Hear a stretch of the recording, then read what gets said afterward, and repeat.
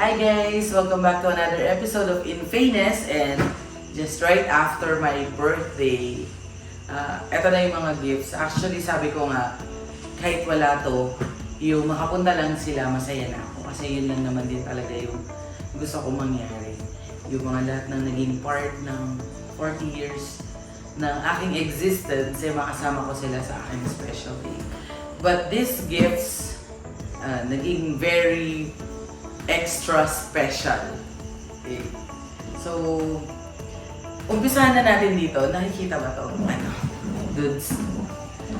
Ito siguro yung pinaka-precious gift na tagos talaga yung Holy Family. Galing siya sa aking mga friends from Titan, from previous na mga katrabaho. Actually, may picture pa kami dito. Sabi, you're such happy birthday, you're such a generous and fabulous person. Continue to shine like a diamond in everyone's life. Love, Titan Bricks. Ang ganda talaga, promise. Holy Family. Bibigyan ko to ng special spot dito sa bahay namin. Thank you guys. Thank you, Titan friends. And next, pupunta naman tayo sa aking family from Angkors, Quezon City. Hey! Saya-saya. Ito na. Wow! O, diba? Social. Alam nila kasi, mahilig ako magluto. Kaya pala, sabi nila, yung laman na lang ang kulang. Thank you! Yeah. Social na, may patramontina sila. Cookingwares. Thank you. Next. Galing sa aking soon-to-be inaanak sa kasal from Lerard and Jelly. Sila ay, oh wow! Alam nila talaga yung mga gusto ko guys. So, ang aesthetic, yung mga pawudud. Ay, gusto ko to. Nag-ipan ako ng mga ganito. Ang cute. Thank you, Jelly and o diba uso to ngayon, lagayan ng mga condiments. Yan. Tama, condiments. Yan, ang cute. Ito naman mga poster. Ito naman. Ang cute. Oh, may lagayan pa siya. O, diba? Posters. Nice! Thank you, Lerard and Jelly. This is from Papa Family. Ate Aloha. Kay Kuya Arnold. Dami nilang gift. Nakita ko to. May binigyan sila ng gift na ganito. Si Megan, tsaka si Ma'am Erlene. Tapos, sabi ko, ang cute naman nung binigay. Sabi ko, saan nila binili? Kasi nga, added ako sa mga ganito. Mga tumblers, mga coffee, chururut, lagayan ng kape, ganyan. Tapos, nakita ko siya sa kanila. Tapos gusto ko magkaroon ng ganito. Tignan niyo mga. Charan! Diba? O, diba? Ang ganda. So, mahilig ako sa kape. Bibili sana ako yun. Thank you! Kay Ate Aloha, kay Kuya, kay Sam and Diego. Ganda. Magagamit ko talaga to. Lalo na sa mga pag naglo-long drive sa trabaho. Ganda mo. Kaya pala, tinanong ko pa saan nila binili. Kasi nga bibili talaga ako. Nagkataon yun. Binigyan na lang nila. Thank you kay Ate tsaka kay Kuya. This one is from my Malaya and Arlan. Yung mga friends ko sa Toy Kingdom. Wow! You deserve the best. Talaga. Thank you guys. And it's what's this? Ay, wow, ang cute. Mukhang may masama ang tingin guys. Mukhang yung nataypan niya yung kulay guys. Wow, it's so nice. Ang cute. Thank you, Arlan and Malaya. Ang cute. I love it. Next. Gusto ko to, magagamit ko nga. Tama sina, mag-aanak ako ng kasal, guys. So, pwede siya. Next is, galing kay, this one is from Abby. Pamangkin ko. Here. So, unbox natin.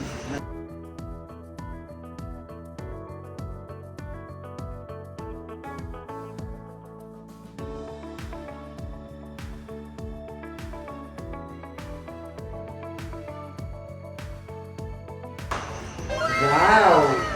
Di ba mahal to? Mahal nito guys, promise.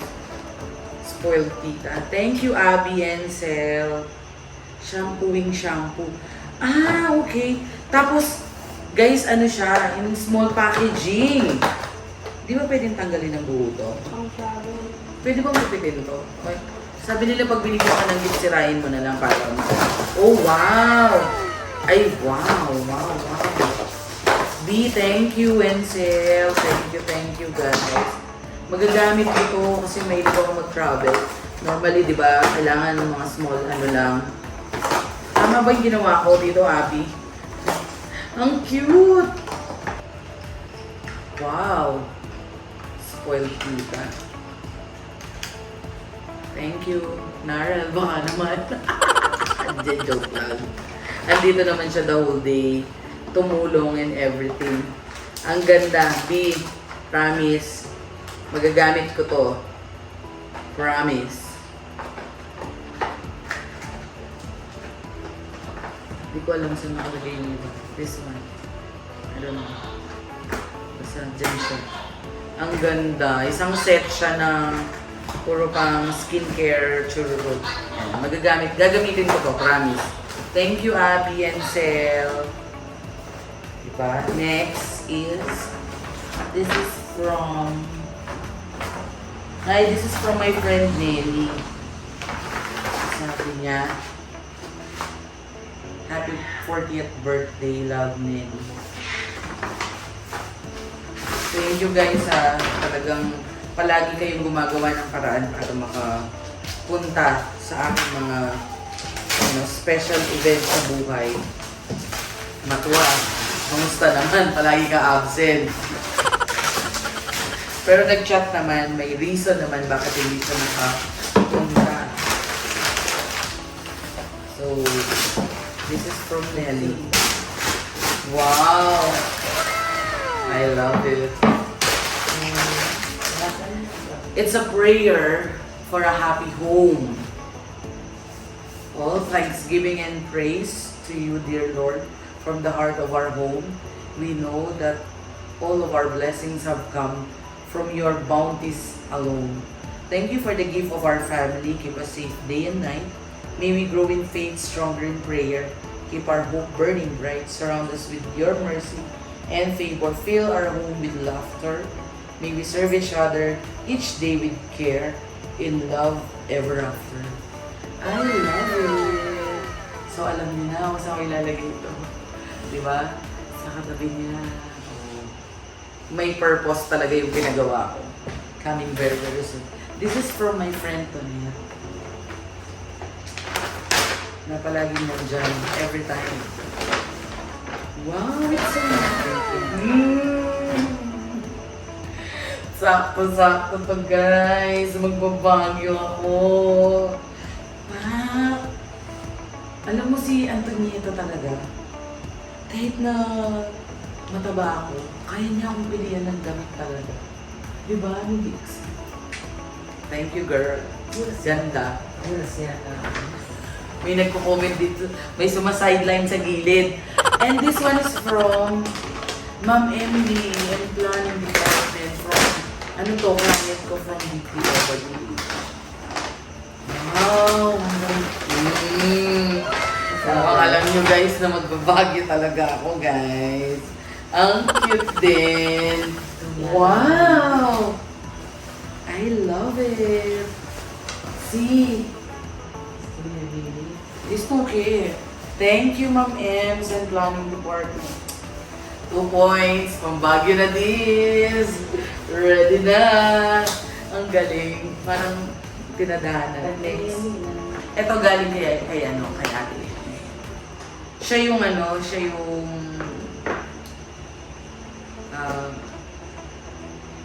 nagmark ng sobra din sa buhay ko kasi dami niyang tinulong sa amin, sa pamilya. Siya yung parang tumayong second mother ko nung nandun ako sa Manila. So hindi ko makakalimutan nung nagdibo ako, ay hindi pala ako nagdibo. Nung 18th birthday ko, siya yung, kumbaga, nag-effort para makapag-birthday ako. Tapos in-invite ko siya, akala ko hindi nga dadating. Tapos dumating siya kanina. And I'm so thankful na dumating siya kasi matagal ko na siya hindi nakakasama. Grabe na talaga guys. Bagyong-bagyo na to girl Dalawa na to. Tapos ito pa. Wow, ang cute. Thanks, Ten. Diba? Yeah. Let's go, Baguio. O, diba? 3 points na, Baguio. Next. Ano yung next? Tapos na tayo dito. Wala na.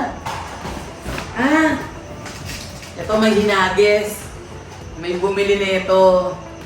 Ngaya lang, binuking siya ng anak ko. So kasi, di ba, ang cute ng mga jeepney ngayon, yung mga kulay, plus ang astig nila. Parang, parang nang tawag doon, small but terrible. So parang sabi ko, di naman, parang dream car ko siya. Parang toy car kasi siya. So, yung alaga ko dito sa bahay, binilan niya ako ng, dati sa ano lang, di ba, parang nanghingi lang ako ng flyer sa Suzuki. Tapos, nilagay ko siya dyan. Parang sabi ko, wallpaper ba? oo, wallpaper. Dinikit ko talaga siya. Motivation ba? Ganyan. Tapos ginawa ko siya wallpaper sa laptop ko na parang, so ito, meron na akong miniature. So hopefully, pag-gising ko bukas, malaki na to, no? Pwede bang i-blow to para bukas? Maandar na siya, nasasakyan ko na, no? Tapos biyayang Baguio na. Thank you, Duday. Tapos, meron pang, oh yeah, ito. Churn! Kasi si Dada, hindi naman siya talaga marunong sa surprises. Mostly, lang siya, pa-flowers, pa-chocolate, pa-cake. Tapos, merong one time, Christmas na binilan niya ako ng bracelet sa 13th month niya. Tuwan-tuwa siya. Ang problema, pagdating, papasuot niya parang ganyan, kalaki yung hindi kakasya. So sabi niya sa akin, ipapapalit namin sa SM niya binili. Ipapalit namin sa SM tapos choice ko na lang. So ngayon, bago dumating yung birthday ko, sabi niya, basta ako, sabi niya ganyan. Parang cake na lang bibili ko sa'yo. Sabi niya, kaya bulaklak na lang. Ako yung tipo ng taong, syempre, sino bang ayaw na surprises? Sabi ko, huwag na lang niya sabihin, parang bigay na lang or gawin na lang. Parang Tapos, it so happened na ito palang gift na to, matagal niya nang binili, nakatago lang siya sa shop namin. So parang nagtatanong na siya parang months ago na, no, sa mga kasama namin dito kung ano bang pwede niyang ibigay na gift sa akin. So parang, Nung nag-Singapore. yeah, nung nag-Singapore, Nagustuhan mo yung Jordan. nagustuhan ko yung Jordan na siya din yung pumili. Sabi niya, limited yon. Tapos tinry ko, masarap siyang isuot, ganyan. Sabi ko, parang gusto ko ng ganun. Tapos, hindi ko naman ini-expect. Tsaka siya, nag-effort pumunta lang, hindi ko alam kung saan siyang butik pumunta or kung saan. Tapos, eto na nga yun. So, parang tapos na kanina lahat. Tapos na lahat kanina yung ganyan. Kasi, nung morning, may dala na siya ng cake galing ng pagkasundo niya sa anak namin. May dala na siyang cake, so parang sa akin, okay naman yun. Okay na yun. Kumbaga hindi ako nag-expect ng more than that. Tapos itong gabi na lang, sabi niya sa akin, may binili siya, sana kasya ko. So pinakuha niya sa shop. Tapos ito na siya. Nung pagkatingin ko, pagkakita ko, ito yung bumungad kasi. 8. 9 ako. Sabi ko siya, hindi yan kakasya. Kasi size 9 ako. Or 8.5. Sabi niya, hindi, sukat mo muna. So first time na siya ang bumili. So ito na yun guys. Ito na yun. Ito na siya. Charan! Diba ang ganda? Actually, may ibang color ako na gusto, kaya lang sabi niya, since regalo niya to sa akin, yung color na gusto niya, ang bibilin niya. So, yan. Nakakatuwa. Maganda siya na, na kulay. Tsaka, yun. Ganda. Thank you, Dada. Na-appreciate ko to. Next. Eee! Di ba? Galing na pumili ng regalo ni Dada. Hindi na siya palpak ngayon, no? Nakiki-o ka naman. Di ba, guys?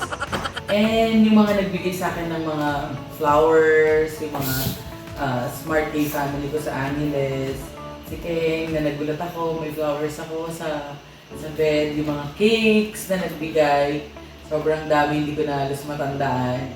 Tapos yung may mga pakabog na mga cash.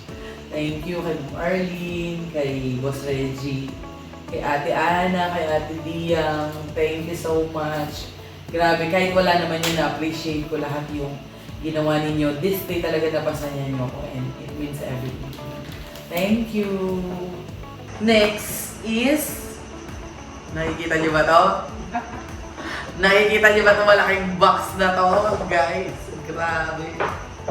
So, eto na nga yun. Eto na yung regalo na hindi ko in-expect na magkakaroon ako at hindi ko rin at wala akong planong bumili ng ganito. parang sa akin yung coach, ganyan, okay na sa akin yun. Kung itong gift na to na Holy Family is precious sa akin, this one naman is special. So kumbaga, ibang treatment sila. So ito precious sa akin, si Holy Family, kasi it's a symbol of our family. This one naman is special kasi ito yung every girl's dream na napakamahal, na hindi talaga ako bibili nito. Grabe talaga. Hindi ko talaga bibilin to. At syempre, pangarap ko din naman magkaroon, pero wala akong means na, parang pag-iipunan, parang ganon, or instead of ibibili ng ganito, savings na lang, parang ganon, yung worth niya. So, we're lucky enough na si Kuya at si Ate, nakita nila yung effort ko. Mostly si Kuya talaga ang nagsabi na, I deserve this, kaya binili nila. So, eto na nga yun, my first ever brand new Louis Vuitton na bag. Yun. So, guys, excited na. Tignan na natin siya. Ito na siya. Unboxing. Wow! So guys, abangan nyo sa next vlog yung pag-unbox ko ng first ever Louis Vuitton bag. Yes! Thank you! And thank you sa lahat ng pumunta ng birthday ko. Bye!